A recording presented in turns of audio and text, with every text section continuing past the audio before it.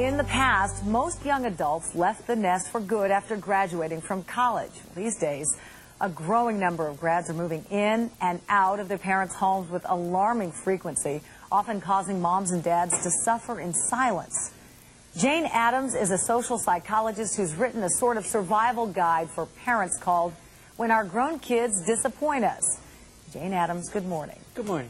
All right, so that was the way it had been for many, many years. They went to school, they graduated. That was really the extent of you as a parent. Your responsibility was to make sure they got an education. And we, as the baby boomer parents of these kids who are graduating now, can't understand why they want to come home, because we couldn't wait to get out of our parents' house.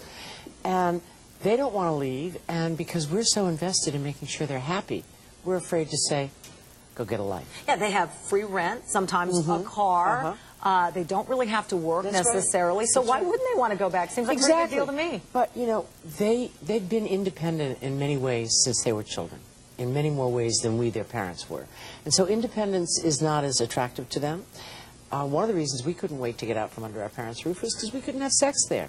They can have sex in our house, so why should they leave? Yeah, okay. If they have all the privileges of adulthood without any of the responsibilities, why should they leave? All right, I want to run through some of the tips because these are very important. And if you recognize yourself in this, you better take a good hard look at what's going on here. First thing you say is that parents have to remember what's really going on here and to put denial aside. That's true. It's not always just that they're lazy, that they're not leaving home. I mean, sometimes it's that they have significant problems, that they're depressed, dependent, addicted. A lot of the ills of young adulthood, whether it's mental illness or, as I say, significant depression and substance abuse, come out at this period. So you need to look at what's really going on. Are they home only for a short time until they can get a life and get on with it?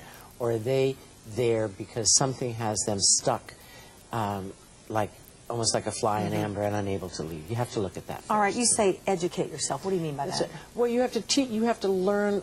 If you see that there's a problem like addiction or depression, you need to educate yourself about what you can offer them. I mean, you can't do it for them anymore. They're really beyond your control. But there are things that you can find out about how to stage an intervention. What you need to do is to make sure that you don't make this your problem. It's their problem. We have to turn the responsibility for their lives over to them. And we want to help them. We want to be there with a safety net.